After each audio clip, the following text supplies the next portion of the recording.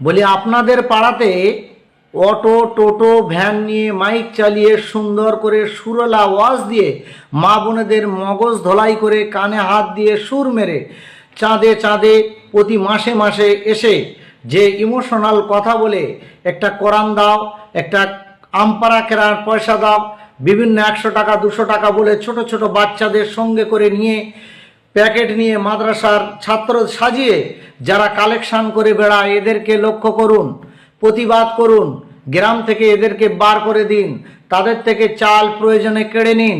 আপনি কি জানেন এরা ইসলামের শত্রু, জাতির দুশ্মন এবং সমাজের অনেক ক্ষতিকারক কীট। আপনি ভাবছেন এরা মাদ্রাসা থেকে এসেছে, কোনো মসজিদ থেকে এরা এসেছে, এদেরকে দান দেওয়ার দরকার। আপনার বাড়িতে ঢুকে বলছে 100 টাকা হবে, একটা কোরআন কেনার পয়সা হবে। যখন মা বোনেরা এইসব কথা শোনে আর মা